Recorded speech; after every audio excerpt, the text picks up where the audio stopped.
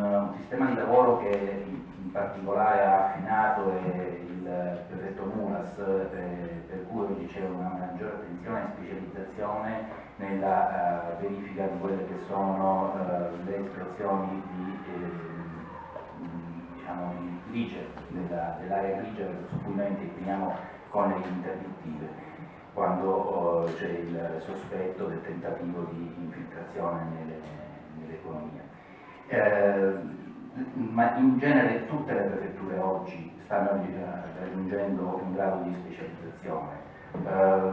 Fino a 10 anni fa le prefetture del nord sì, si faceva tra virgolette l'antimafia, ma era il rilascio del certificato antimafia, e quando c'era un elemento impeditivo, interdittivo, non si faceva l'interdittiva, non si emetteva il certificato, il salvacondotto non veniva emesso. Da un punto di vista amministrativo di lavoro era molto più semplice, però era molto più limitato, perché allora si parlava solo di certificazione antimafia.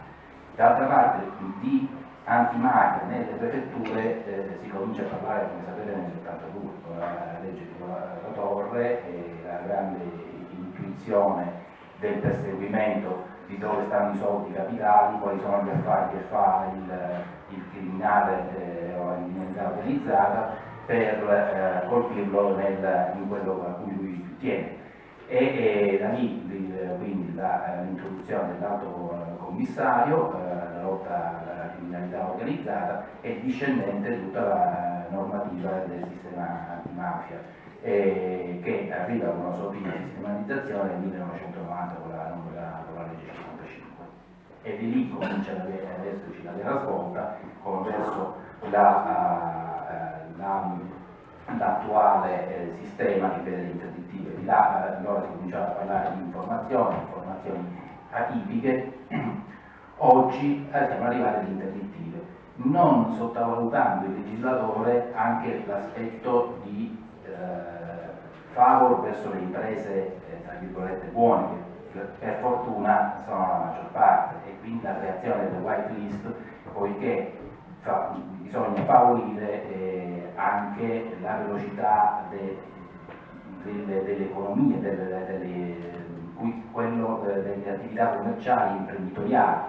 Soltanto se ho una lista bianca dove io, pubblica amministrazione, posso andare a individuare soggetti con cui posso contrattare o che si è già messo a aggiudicatario di una gara e verificare nella white list la bontà, ho eliminato il passaggio della richiesta dell'informazione antimafia e guadagnato tempo. Quindi la white list viene creata per questo.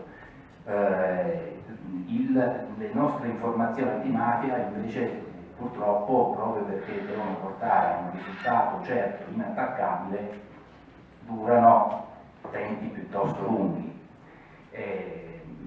Quando noi mettiamo l'interdittiva abbiamo minimo 3-4 mesi per arrivare anche all'anno di studio, perché dobbiamo far convergere diversi rapporti informativi e attualizzare la condotta. Oggi non ci basta più, come era un tempo, il semplice precedente, bisogna che quel precedente giudiziario o di polizia venga concretizzato nell'ultimo periodo, verificato se ancora quell'informazione ha una sua attendibilità nell'oggi.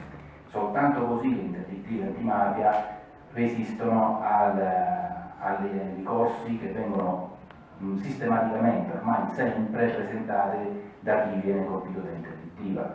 Tutte quelle messe dalla prefettura di Verona hanno resistito al vaglio dei TAR e del Consiglio di Stato.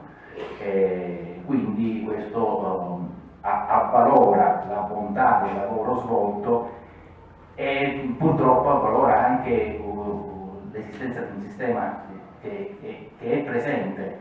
Adesso i caratteri della criminalità organizzata lo sappiamo, presenti in tutta Italia, ma in modo differente rispetto alle regioni da cui originano. Se lì c'è il controllo del territorio, basta vedere Striscia la notizia quello che è successo l'altro giorno, tanto per fare un esempio banale. lì c'è il controllo del territorio, qui ovviamente non ci troviamo in queste condizioni, ma con quello che sappiamo tutti, che qui si viene per investire. Ma badate, non è soltanto il mafioso o il contranghetista o il camorrista che viene qui per investire, c'è anche chi lo richiama, perché lo sappiamo che i rifiuti da cui partono per altre zone, c'è un interesse, ci sono anche degli interessi convergenti, quindi gli anticorpi ci devono essere presenti sul territorio, perché come chiunque di voi sa, voi siete delle persone che fanno parte di quella parte del Veneto che conosce già la situazione, quello che dobbiamo fare noi è diffondere queste notizie, che l'imprenditore che pensa di poter avere un vantaggio momentaneo dal supporto di una liquidità va a perderci l'impresa. E questo è quello che deve passare, è uno svantaggio nel lungo periodo.